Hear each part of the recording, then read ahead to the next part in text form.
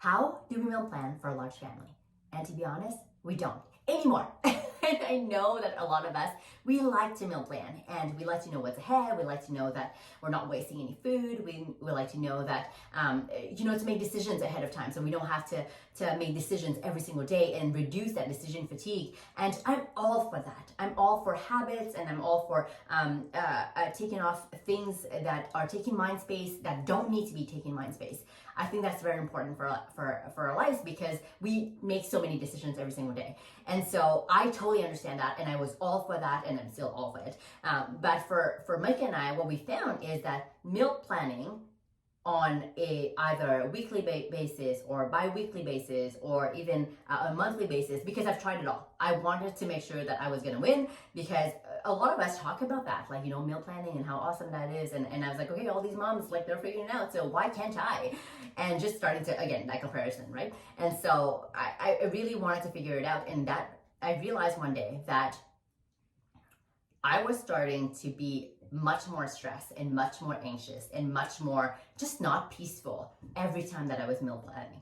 And the reason behind that is because I think that I was just trying to be somebody that I wasn't, and wanting to be that cool wife and mom that has all these cool recipes, or make all these cool meals and be this awesome chef. And that just wasn't me.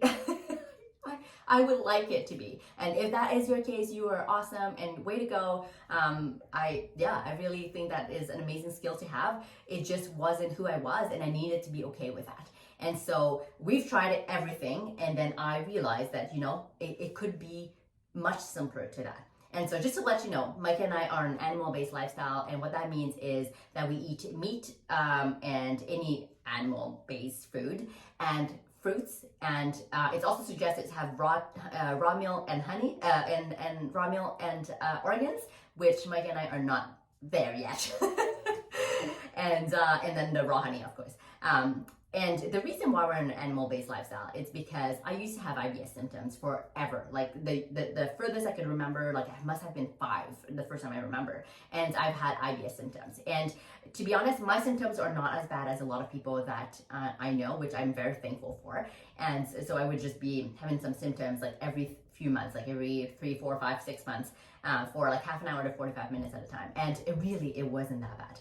But I felt that it wasn't normal to some degree. Like I felt that there must have been a better solution for me to not have those things. And so Micah and I went on this, because Micah is amazing. I am so thankful for him, because every time that I come up with these crazy ideas, he's just on board and he wants to support me. And so he just goes and does all of that, and knowing that it will just help me be more disciplined to follow through. And so I'm very, very thankful for him. He is absolutely amazing. But yeah, so then we went on this journey of, so we first started removing chicken, and then we removed beef, and then we removed pork, and then it didn't work. So then we added back in, and then we went vegetarian, and then we went vegan, and then again, it didn't work. So then we went back and then normal, and then we fell upon this Whole30 reset program, and we were all for it. And then so we started eating paleo after the reset, and it was absolutely amazing. I felt like every single time I felt better, and that was awesome. But I still had a little bit of symptoms, and then I found this low FOD map, and I'm doing research every single time I'm sick, because I'm so upset at it, like about the situation. I'm so like, I'm over it. Like I just want to get better. Let's figure out a way. And so I would just do research every single time, and then I found the low FOD map, and I'm like, okay, just like, desperate and just wanting to feel better. And I went on this low FOD map journey as well, and it was great. But I felt like something was missing every single time. So we went back to the paleo lifestyle, and that was awesome. And we were doing CrossFit at the time, so it was very talked about in the community. And then I was, again, doing some research, and I was on YouTube, and then I saw this doctor who was talking about an animal-based diet. And I was just fascinated by what he was talking about. And he like backed everything with claims and studies. And I was just like, wow, like this is amazing. And so basically what an animal-based diet is, what I had mentioned. And so for us, we have the same grocery list every single week. pretty much. So what it is I have the same grocery list and I just remove or add whatever I need on a daily basis. So then again, every week I don't have to rebuild my grocery list. And so for fruits, we have like cucumbers, avocados, mango, berries, apples, bananas, grapes, and I think that's it. And then for meat, we have pork, beef, and salmon. And then we have rice from time to time because I can tolerate that for like about a week or so. If I have it for 2 weeks straight, then my body's just started being like, okay, red flag here. And we have a lot of raw honey, we have maple syrup, and that's pretty much it. And then of course we have the toilet paper and paper towel. And yes, we still use paper towel. I know it's wasteful, but that's where we're at. And yeah, I think that's what pretty much a grocery list is. And so and then we alternate every single week with our protein. So 1 week we'll just buy pork, and then we eat pork the whole week, and then the next week we eat beef, and then the next week we eat salmon. And so I know that most people hear that and they're like, you are crazy. Like, how can you even live like that?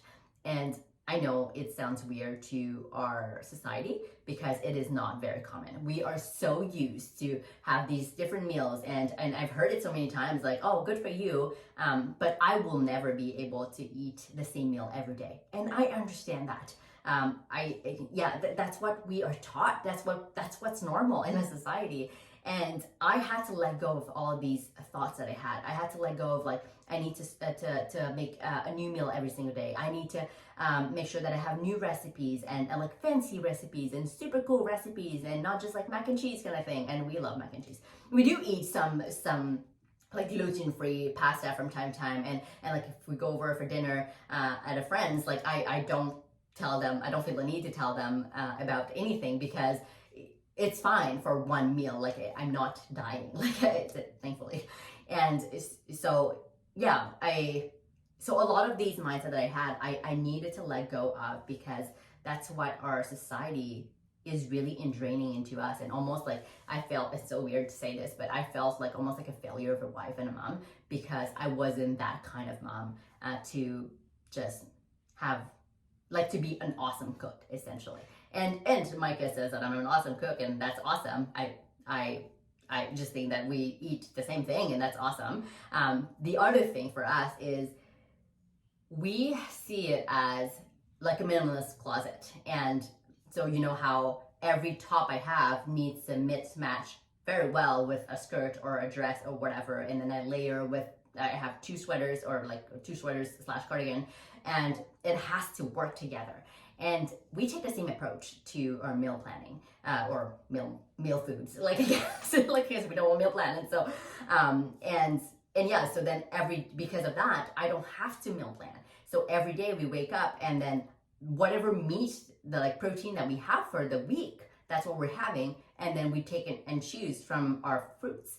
And sometimes the girls ask for rice, and then I'll just make some extra rice for them, or for even sometimes I can have some, and that's it. That's what we eat. Like our meals are so simple. It's like meat and fruits.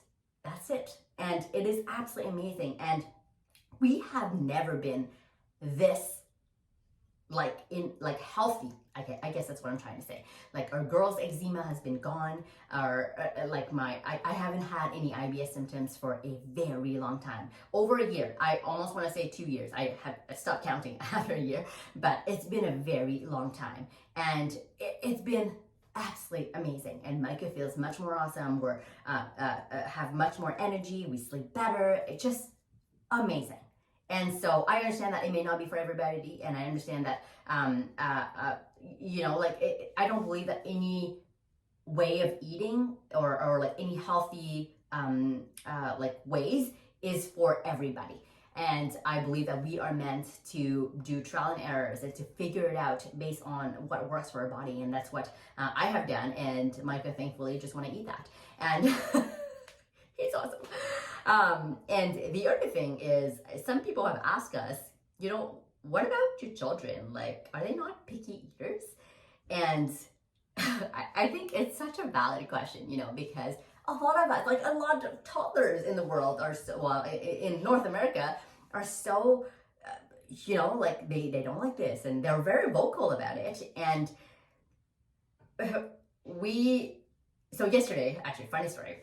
yesterday we went to our doctors, and it was for an annual checkup for the girls, and our doctors went through her questions of like, for 7, 5, 4, and 2-year-old, like typical questions like, do they sleep well, do they poop well, do they eat well, and all these things. And I'm like, yeah. And then she's like, okay, so they're eating everything you put on their plate. And I'm like, yes. And she's like, oh, right, because they're not allowed to be picky eaters. I think it's so funny. And it's not that they're not allowed to be picky eaters. They're totally allowed to be picky eaters. It's just that we don't cater to it. And I know that, it's awesome if that's what you do and it works well for your family. But for Mike and I, we have never done this where we had 2 different meals. And again, if you have like allergies or any medical condition in your family, like you do what works for you. Like we're all different. But for us, we just never wanted to make 2 different meals. We never wanted to cater to that. Sorry, I'm just trying to formulate all my thoughts at the same time. I just feel like when we're hungry, we're gonna eat. It doesn't matter what's on our plate.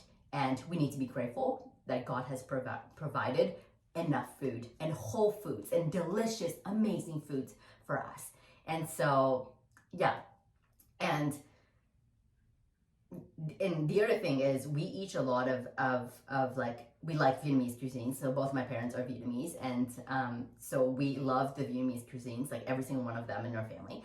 And so we do a lot of that. And I just feel that coming back to like the fancy meals and the different meals every single day idea, I just became really aware that we need to stop buying all these ingredients for every recipe. So what we have in the mindset that we have around that is that when we try something new, even though it's not often, when we do, we need to substitute it with whatever we have. Or if we buy the ingredient, then we need to be willing to use it all up. And like eventually you know yourself, like I know that if I buy what's a spice, I don't remember. This is funny. We don't have any spices in our home outside of salt and pepper. And people come over and they're like, how do you cook? I'm like, salt and pepper and ghee. And we don't have any spices in our home, but there was a recipe that we had tried before I figured out that I needed to be a little bit more minimalist in my meal planning. And there was a spice that we had bought. I think it's like paprika something, like I don't remember. And it's like an orange spice-ish. And it's very popular in recipes, but it's just not popular for us. Like it doesn't work for our lifestyle, I guess. And we had that for over 2 years. It expired before we like decided to toss it in the garbage. And so it's just to show that if it, like, let's say that it calls for that spice or any other spice that we don't already have, that we're not using that. We're either using fish sauce, and oh my gosh, I found this fish sauce that's no sugar. I am so excited about that. Because I found that a lot of Vietnamese, like the Vietnamese cuisine is absolutely amazing, in my opinion. And it's so good, but it calls for not a lot of sugar, but very often. So like maybe a tablespoon of sugar in each recipe. And we don't have any sugar in our home. Like we have maple syrup or honey. And so I came to understand that I needed to stop trying to get all of these things. I needed to just substitute with what we have. And so I guess that's what I'm trying to say. Sorry, I have all these ideas and thoughts in my head at the same time. And so, yeah, so if you're on a journey of also wanting to simplify your meal planning, and all you need to do is to have encouragement and permission to do that. Today, I'm giving you full permission of simplifying and letting go, and just really letting go of all the expectations that you have for yourself and that the world have for you.